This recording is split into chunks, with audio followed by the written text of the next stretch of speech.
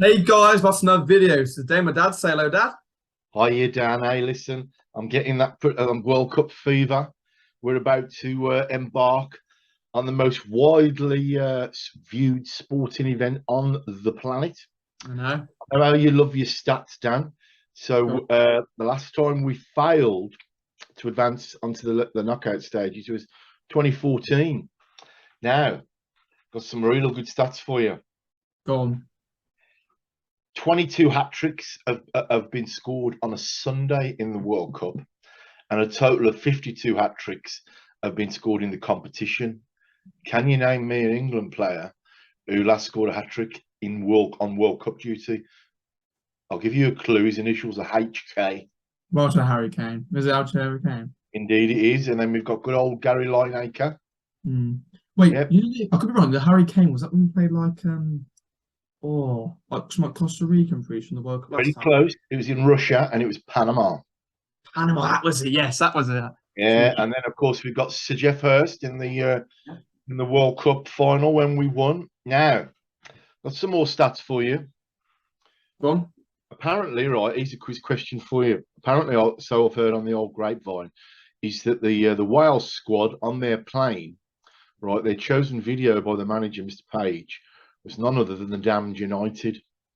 Now, Really? I wonder what England video they watched. I put that one out to the viewers. I've got a good Yeah, few. put on the comments what you think, guys. So then, Dan, Go on. I know that the England hierarchy have gone to great lengths to ensure that the players' environment is a nice one and a cosy one. They've got no distractions. I know that James Maddison is leading the charge with the darts competitions, which he won on the last outing, which is fantastic. And a nice touch as well is the people looking after their well-being have tailored every single hotel room for the England team, i.e., like James Maddison has got a picture of his son put on the wall. He didn't do it; they've done it, and they've tailored all nice little things to just give them that Yeah. extra competitive edge. Now, I thought I'd ask you, by the way, what are your thoughts on the World Cup being placed in Qatar? I wouldn't want to get into any politics, but I don't think it's ideal. No. I think there's some dreadful stuff going on in there, and I think that at Especially with this stage, workers' rights, especially like people not being paid for like the things in Qatar itself. Um, and for me, I think it is basically doing money, isn't it? Really, I would love to see something like I think what was it? Is it 2030 something like that? I think it's going to be in England with Villa Park being one of the main stadiums. oh, Something money's the like that, root. Money's the root of all. Sorry to put it in. Money's the root of all evil, and I can't believe that Sepp Blatter has now come out and said it's not an ideal place to host it. We know from press reports that the building of some of the stadiums has been a lot of loss of life, which is unacceptable. More worrying for me is that we've got our own firm beliefs. We live in a free society, or should do, and someone's sexuality should never ever come into play. And I think that's a bit of a worry for me. The drinking of alcohol, we don't like yeah. mentioning. You live on a mill, don't we? We do, yeah, but we know that that American brand has been banned from the tournament, despite the fact that they were allowed. That well, previously they'd agreed that they could serve their brand of beer, but you know what?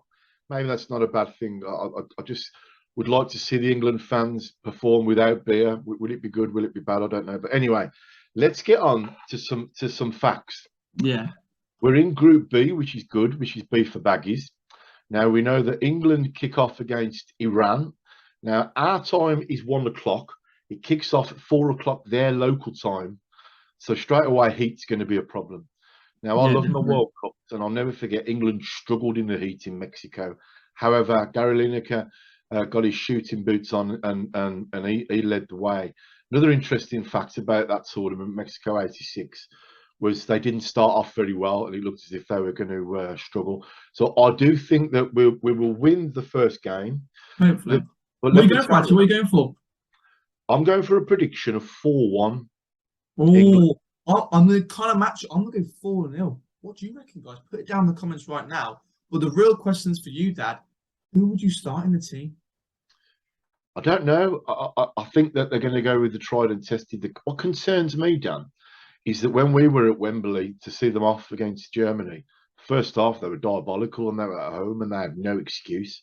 But then they rallied round, so we know they've got it in the locker. I'm going to be controversial. I would definitely start with Harry Maguire Same, I would as well. in the It's lineup. very controversial, isn't it? Because Harry Maguire, yes, he hasn't performed that well. Benitez, Eric Dyer, who is he taken to a World Cup, for example, the mistake against Liverpool. But then some people calling out saying Tomori should be in the squad. And while I can see, yes, maybe should have taken him, I can see why he hasn't, because Tomori, to be fair, he's a good player, as you can see in the Serie A with AC Milan. But the reason why he's took Conor Cody, for example, I'm guessing so, is that experience in the dressing room, Dad. And then I've got to ask you as well, would you have taken Conor Gallagher? Former Albion man, as we know. Yes, I would have, because he does offer some. But don't forget this. Don't forget this. We can all be great football managers, right? It's Gareth Southgate's job. He sees them on a daily basis. I agree with every decision he's made. I'm not going to knock any of them. Shall I tell you why? Why? Because previous World Cups and football tournaments at international level, different thing altogether. So that you can have the best players in the world. They're not guaranteed to perform. So I like what he's done. And by going with players who aren't in form with their clubs, gives them that extra confidence to prove him. So you know what, boss, you stuck by me when you could have left me at home. So I'm happy. I'm expecting an electric performance from Jude Bellingham, and I think that what I would like to see Gareth Southgate do is start with his strongest 11. So let's go through it then. So we'll have Pickford in goal. I'll also have Pickford, definitely. And it's interesting because I would probably be inclined to start Trips at right back, then go for definitely. This one too sure. What formation would you start, guys? Because I feel like we've got to have Maguire and Stones in there. Would you play a back three, then put Dyer in there, and then put a left wing back in Shaw, for example? I know you're going to be excuse me. I know you're going to be annoyed with me. I'd go for a standard 4-4-2 to begin with, but it can be changed during the game. Shall I tell you why? It's a nice, robust system. The players are used to it. He ran. You've got to remember this, Dan, and it's not going to be a pushover. I know that we're going to be talking about players, for example, will go to the World Cup and be a completely different player by the time they're playing for their club. For example, there's a stat the other day. Robson Carney went with the Wales squad, didn't have a club when he was with Wales, and he had that magnificent turn against Belgium, for example. Everyone remember that one. And what happened? He got a contract with the Albion. Well, you were very well said. It makes or breaks. It's like a window in it for the players in a way. For Ronaldo, for example. Well, it is, and I actually think he's going to surprise people. I think he's going to be up there with the player of the tournament. But you must remember this, Dan, and don't take Iran lightly. You know their bosses? Who? That Carlos Queiroz, who used to be at Man United. Yeah.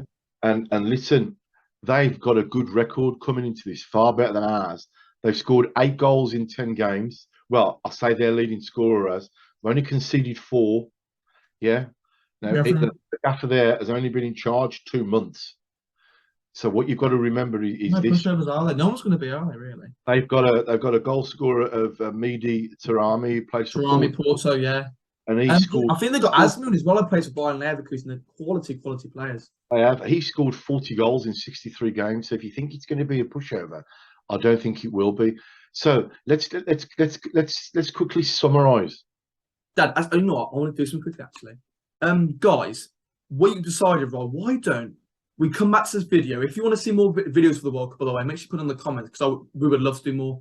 But let's put some predictions out there, Dad. Right. So we've said our England prediction. Where do you reckon England will finish coming back from last video? I think they'll go. I think they'll exit on the quarterfinals. That's what I'm about to say. Yeah, I think so. And who is your player of the tournament prediction?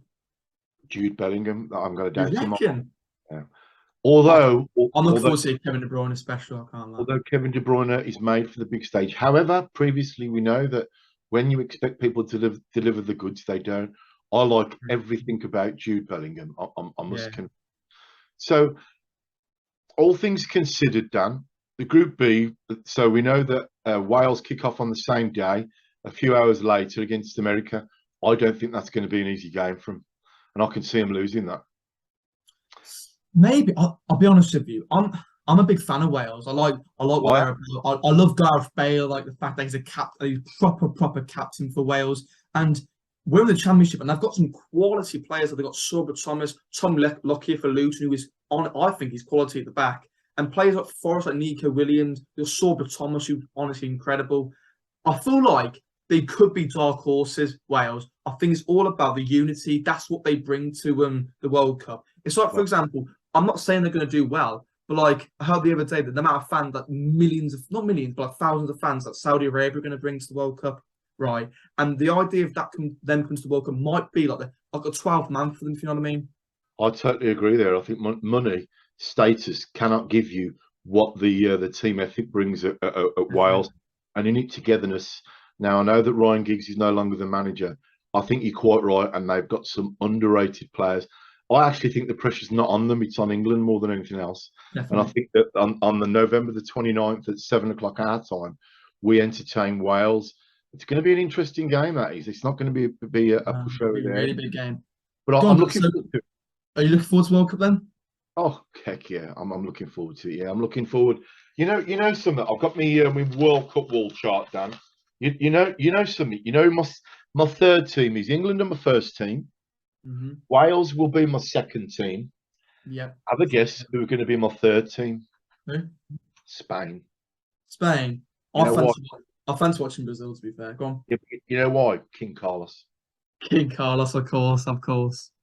So, anything else to say before we go then? Well, yes, I have actually. Now, I don't want to ram it down people's throats. We love our football. We love the Albion, like thousands of others. And you know what? It's not just about Albion. With Blues, Villa, Wolves.